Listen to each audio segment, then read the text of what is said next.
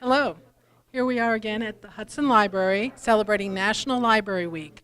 And I'm here with Josh Rolnick, who's a short fiction writer and participated in our, is that correct? Yes, And we correct. participated today in our panel of writers asking, where does fiction come from? And Josh had some good insight as to where you let your creativity just flow out, Yes. start with a little Yes. meditation almost, or a Yes. thought, and just let it go, right? Yes.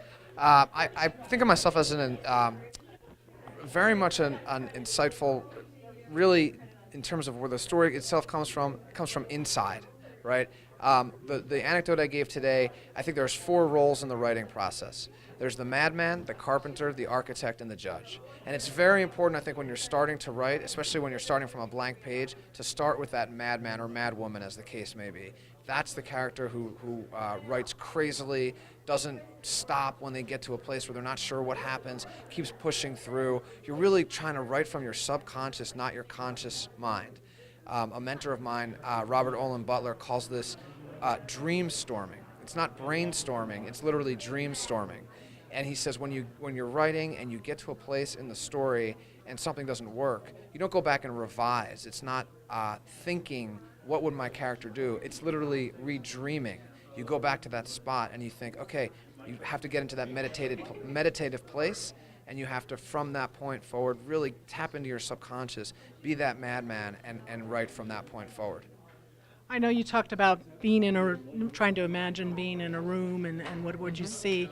And I noticed many times where I'm wake up, maybe it's in early morning or late morning sleep, where I think it's because my brain's trying to say it's time to get up and quit dreaming. Right. But there's things that I see that, as I happen to be more of a visual designer, and I'm thinking, hey, maybe I should have had a way to record that. And then that's what I think of and relate to you as a writer, where you're seeing things in your head, and maybe it's that crazy morning sleep or something where you're trying to get up and just kind of to let it go. So that exercise you did with the close your eyes and thinking. Right. Yeah. I'm an intuitive writer, so I really feel like there are writers that I know who actually set their alarm for 3 in the morning, so that they can wake up and whatever was their dream just before that, they can start jotting it down, because they're trying to get into that space that is creative, that excites the imagination, right?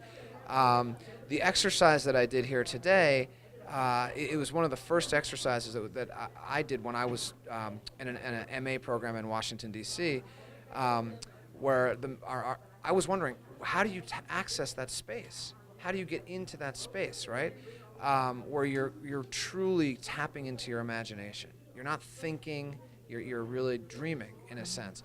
And so the idea is we all have that space inside of us. So what you do is you ask people to close their eyes, to meditate, to breathe deeply, and to imagine a room. And of course the trick is it cannot be a room they've ever been in before. And that frees the imagination. That starts to get you to think, okay, you have to look inside. You can't look outside. And you start asking, what are the textures, what are the colors, what is the quality of light? Because people, if cued, can often come up with things. And I didn't say this in my presentation, but from that point forward, once you have a room, once you have a person coming into that room with some urgency, you've got the ability, you've got the beginnings of a short story. It could be a short story, it could be a novel, it's fiction. You're creating something out of nothing. You're creating a world that wasn't there just a moment ago. And that's how I tell new writers to start. And I do think that this is the other thing I said is the problem new writers make, right? There's the madman, carpenter, architect, and judge, is that the judge often will be there at the beginning. The critic will often be saying, what you just wrote is terrible. What you just wrote is not worth it. The characters wouldn't do that. The motivation is wrong. Nobody's going to be interested, and it's never going to get published. And if you're thinking about that at the beginning, you're right. It's never going to get published because the critic is running the show. The judge is running the show. At the beginning, the only thing that really has to run the show is that creative voice, that madman, that madwoman. Just go with what's inside you and see where it goes. Good, interesting. And as far as environmental inspirations, I'm related with you because I'm a Jersey girl, and that's where your roots are from. Yes. But when you made that change, you're living in Akron now, I understand? We're splitting our time between Akron and Brooklyn, New York. Yes. Nice, interesting split. Yes. And when you came to your Akron time, I mean, how did things change for you as far as inspiration or just for a change of scenery? Well, so having said what I said, you do have to find some place to start, right? So when I was in Akron, you're always looking around. You're always looking for sources of inspiration, things that excite the imagination. And I, I can answer this in two ways. One is I'll say, I think it helps when you're writing about something to have some distance from that thing you're writing about.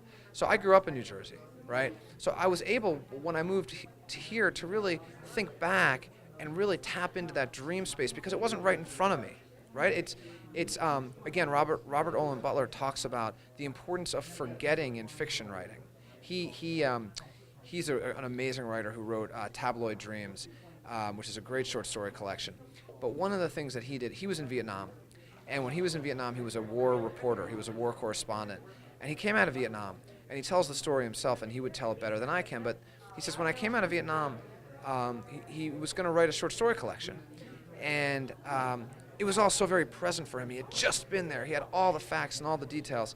But he says the stories that he wrote weren't very good. They didn't have a lot of currency for him. They weren't meaningful. They weren't long-lasting. And then 15 years or so later, he tried it again. He said, I've got to forget. He said, now I'm going to write these Vietnam stories. But the stories weren't, he didn't have all the facts right there. He didn't feel that he had to be so wedded to exactly what happened, to the process that this person went through, to the details. But yet he still had it in his mind. And he wrote a collection that's called Good Scent from a Strange Mountain. And that collection won the Pulitzer Prize. And he says he had to forget that that what you remember comes out as journalism. And that what fiction writers need to do is really forget. So when I was in Akron, I wrote a collection about New York and New Jersey where I had spent my childhood. All of that stuff was present in me, but it wasn't right in front of me. And that let me imagine it. And that process of imagining is, I feel like, where good fiction comes from. I'll also say that I spent time in the Akron Public Library. I love perusing the stacks, and I would pull books out that just looked interesting to me. And there's a story in the collection called Big River that started from a book that I picked out of the stacks that was written by a man who felt that he could solve world hunger, and particularly in Africa. It sounds a little bit disgusting to say this, but he was very serious. He was a scientist, by harvesting insects. Free, very easy to harvest. It's an abundant source of protein. He had protein after protein, charts of protein for various different kinds of insects. And I always used to love bugs. I had a pet tarantula when I was a kid. So that excited my imagination. So I started writing about this scientist. Who is he? What would he be? I put him in New York City at a town called Big River. And I wrote 60 pages of Madman. And on page 61, this couple came into the story. And she was pregnant. They weren't married. He wanted to live his whole life in this very small town in upstate New York. And she sees a poster on a telephone pole that this scientist had put up, and it said, "Do you want to save the world? Come to see me speak at the college, this small college, this weekend." And she saw that and she said, "I want to go." And he couldn't understand, well, why do you want to go? We've got everything we need right here. And I realized on page 61 that tension between those two was the story. And that the entire, all the background, the 60 pages, was interesting, but it was to get me to that 61st page. So the carpenter came in, cut those 60 pages, threw it away, and that story, if you read the collection, is called Big River. The bug stuff isn't even in it. It's a story about these two people. But that story came from a book I picked off the shelves at the Akron Library. So you just never know, is the answer, I guess. That's great. Well, I feel that you made it, this panel, more to understand. It was understandable to the normal person who wants to write but doesn't feel that they need to write what they know. But with you, it's personal, but you just let it flow out. It does from the imagination, and they don't feel. I think they may have released those restrictions or chains that said to them, since I don't know it, I can't write about it, but just to explore your inner self and to let it go. Well, that's beautifully put, and if that's what people got out of that presentation, then it was a success as far as I'm concerned, because you're exactly right. I like to tell a story about, I think everybody thinks write what you know. And when they hear that, they think, well, I can't write about X, Y, Z. or I have to research X, Y, Z, and there's a lot of writers do research. And I sometimes bring research in later, but not in the initial phases when I'm being the madman. And the last thing I'll say on that is, one of my favorite writers is E.L. Doctorow, and he tells this story about, he's actually quoting Henry James. And he said, Henry James wrote this whole piece about a woman who's lived a very sheltered life. She said, imagine this woman, she goes out for a walk one day, and she takes a new route that she's never taken before, and she happens to pass by an army barracks. And she happens to overhear, there's an open window, she overhears two soldiers talking about war. This woman has lived a very sheltered life. But James says, that woman can go home and write a novel about war from that little bit that she heard. That is the total immersive power of imagination.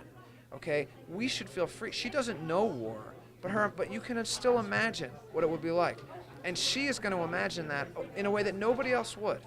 It's not to say that you don't have to have the facts and you don't have to get the facts right. I'm sorry if I'm taking too much time here, but Stephen King also has another great book. It's called On Writing, and he talks about he was writing a book set on the Pennsylvania Turnpike. And it was the book that became From a Buick 8. And he was the madman. He let his imagination wander. It was about being a state trooper on the turnpike, and he made it all up, what it was like to be a state trooper on the Pennsylvania Turnpike and what all the details were in the squad cars. He wrote the whole thing from his imagination, from deep inside that well inside of him. And at the end, he called the state troopers and he said, look, can I ride with you in a squad car? And he spent 2 or 3 days riding around the squad car. And he figured out that he did have a few details wrong, but the bulk of it was fine. The vast majority of it was just fine. And so he fixed what he'd gotten wrong, and he maybe added a few new wrinkles, but the book came from that dream-stormed place, right? That place of the sort of, that the madman was free to roam in. And that's what I would say to new writers. It's fine to bring in the research. You do want to get things right, but you should also feel absolutely free to be inventive and to make things up. That, after all, is what we're trying to do. Perfect. That's Yeah. exactly what I think you inspired here today. Oh, and great. we really appreciate your contribution here for National Library Week. Thank you, Josh. A delight to be here. Thank you very much. Great. Thank you. Thank you. Absolutely.